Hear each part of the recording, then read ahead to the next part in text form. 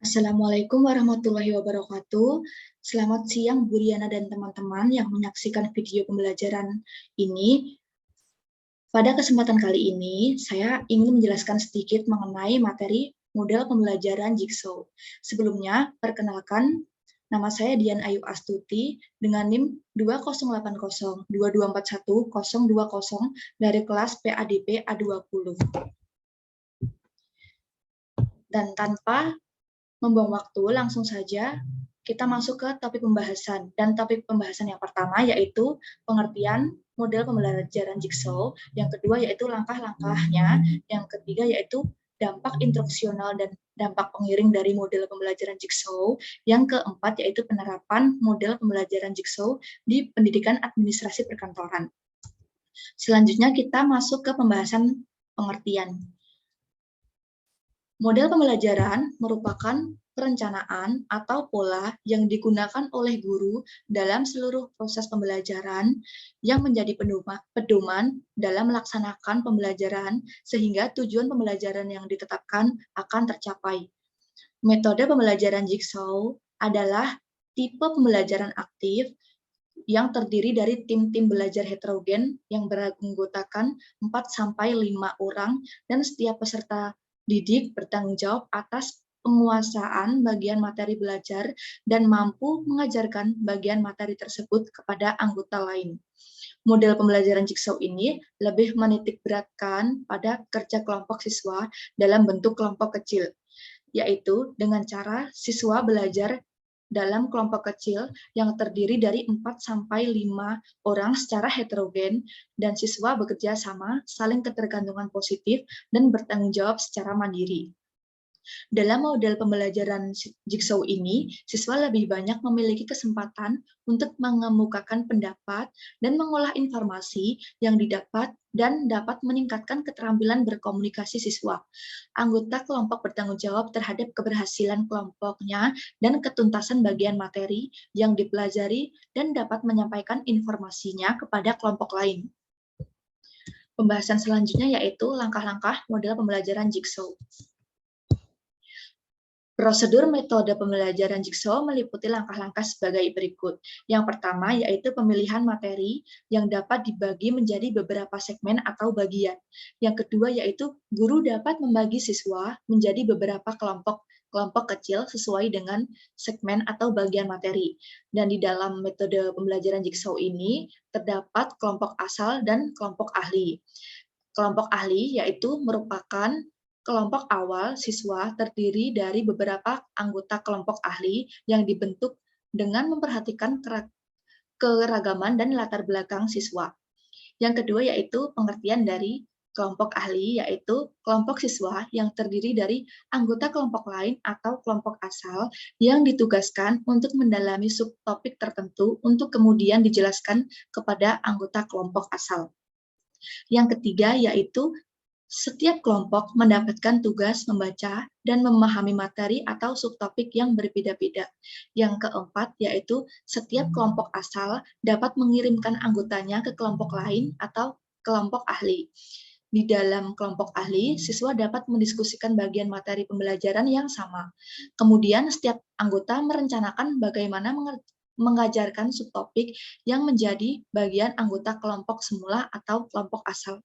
Yang kelima, yaitu setelah pembahasan selesai, para anggota kelompok kemudian kembali pada kelompok asal dan mengerjakannya pada teman sekelompoknya dan memberitahu pengetahuan apa yang telah mereka dapatkan saat di pertemuan kelompok ahli.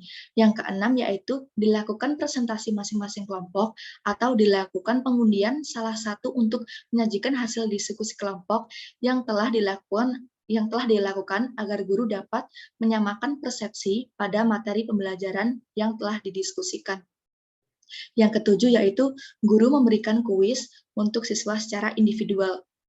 Dan yang terakhir yaitu guru memberikan penghargaan pada kelompok melalui skor penghargaan berdasarkan perolehan nilai peningkatan hasil belajar individual dari skor dasar ke skor kuis berikutnya.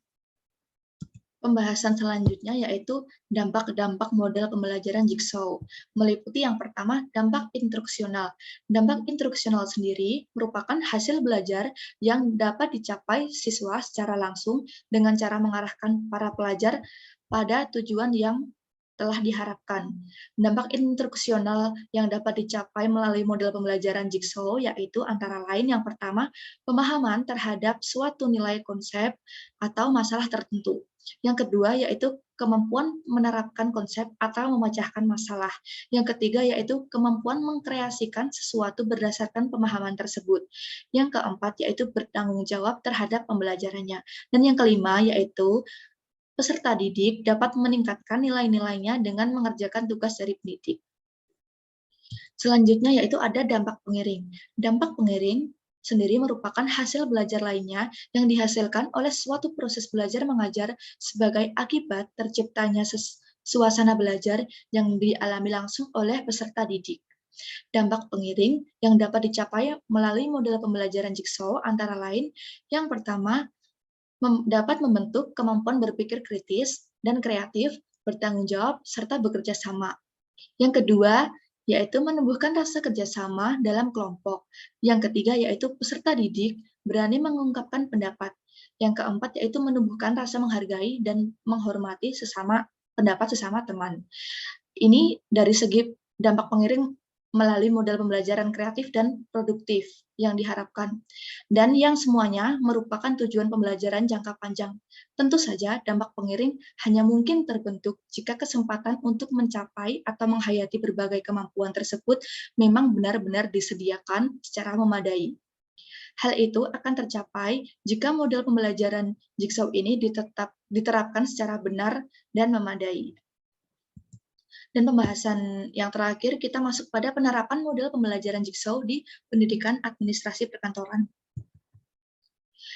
Dalam pembelajarannya di pendidikan administrasi perkantoran sendiri, misalnya pada mata kuliah kurikulum dan pembelajaran administrasi perkantoran, dosen membagi suatu kelas menjadi beberapa kelompok, dengan anggota tiap kelompoknya terdiri dari 4-5 orang dengan kemampuan yang berbeda-beda.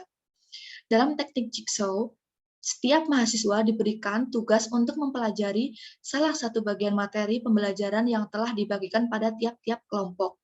Lalu setiap mahasiswa dengan pembagian kelompoknya, mereka sama-sama belajar dalam kelompok yang disebut dengan kelompok ahli. Di dalam kelompok tersebut, lalu saling mendiskusikan bagian materi yang sama agar mendapatkan hasil yang sempurna, serta menyusun rencana bagaimana cara mempresentasikannya di depan dosen dan kelompok lain. Lalu setelah itu presentasi oleh tiap kelompok untuk menyajikan hasil diskusi kelompok yang telah dilakukan agar dosen dapat menyamakan persepsi dalam materi pembelajaran yang telah didiskusikan. Kemudian tahap selanjutnya yaitu dosen dapat memberikan kuis lisan terhadap individu mahasiswa dan akan adanya penghargaan pada mahasiswa yang aktif dalam menjawab kuis. Sekian yang dapat saya sampaikan. Apabila terdapat banyak kekurangan dan kesalahan dalam menjelaskan, mohon dimaafkan. Semoga penjelasan singkat mengenai model pembelajaran Jigsaw ini dapat bermanfaat bagi kita semua. Cukup sekian dari saya. Wassalamualaikum warahmatullahi wabarakatuh.